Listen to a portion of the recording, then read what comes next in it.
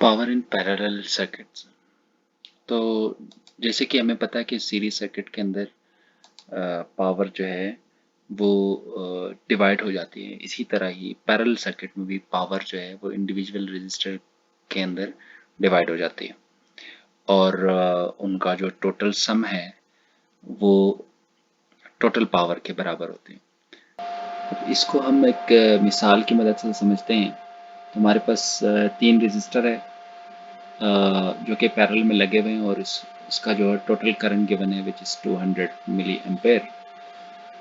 Now we have to calculate the individual power and the total power of this circuit. अगर हम इसको मालूम कर लेते हैं तो हमारे पास ये हमें पता चल जाएगा कि अगर हम इनको सम करें तो टोटल की पावर के बराबर आती है कि नहीं। तो सबसे पहले हमें इसका जो सर्किट है इसका वोल्टेज फाइंड करना है।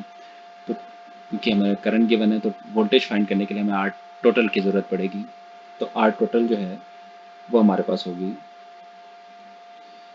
Are total equals to 1/1 R1 plus 1/R2 plus 1/R3 which is 1/1/68 plus 1/33 plus 1/22. So the power is 11.1 ohm. Sorry, ये जो है हमारे पास आर टोटल है, यानी टोटल रेजिस्टेंस।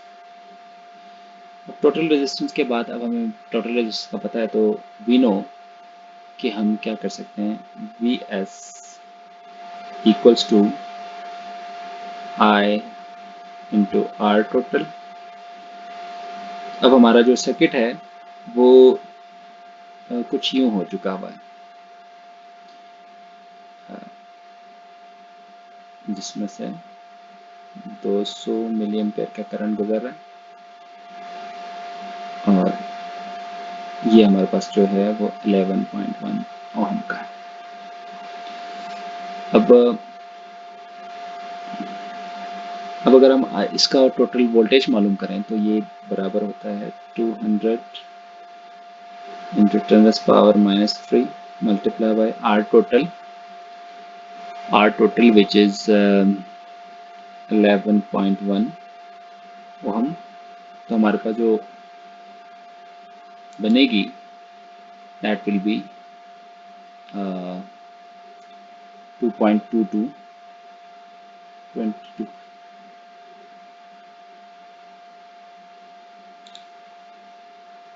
2.22 वोल्ट। अब अगर हम इसका टोटल पावर मालूम करें तो पी टी हमारे पास आता है वी एस का square divided by R total. तो वी एस का भी पता है हमें, वी एस 2.22 और आर का स्केयर और आर टोटल जो है दैट इज ऑफ 11.1। तो हमारा जो पावर आती है वो है 44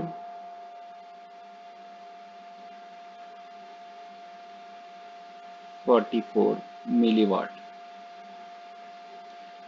और this is R total power. अब हम देखते हैं इंडिविजुअल पावर मालूम कर लेते हैं। तो इंडिविजुअल पावर मालूम करने के लिए हमें करंट का भी वोल्टेज का पता है, यानी जैसे कि हमें वोल्टेज की प्रॉपर्टीज़ जो है हम इस्तेमाल कर लेते हैं पैरेलल की। तो पैरेलल की प्रॉपर्टी होती है जी कि वी एस जो है वी एस बराबर होगा V1 के, V2 के और V3 के, जैसे कि हम प्रीवियसली डिस्कस कर चुके हैं। तो इसका मतलब है ये हमारे पास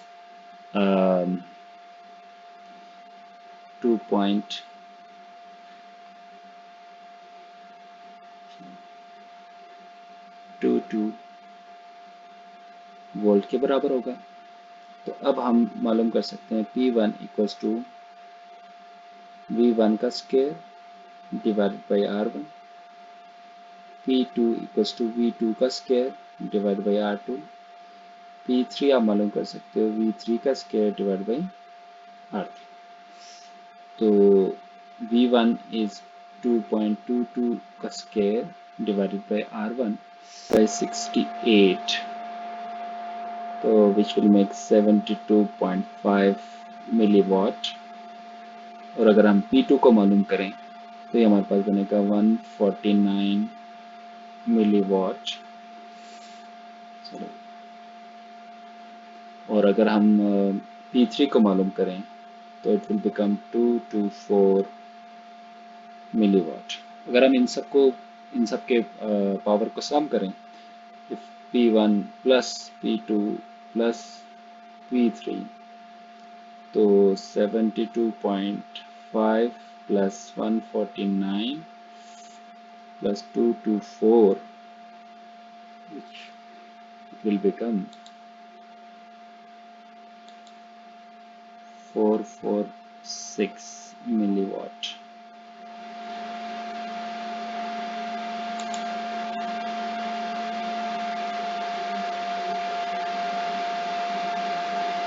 Which is again approximately equal to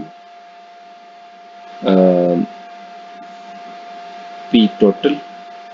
the difference जो जो हमारे पास 448 वहाँ पे जो है हमें यहाँ पे आया था 44 जो है, इन एक्चुअल इट वाज 444, सॉरी।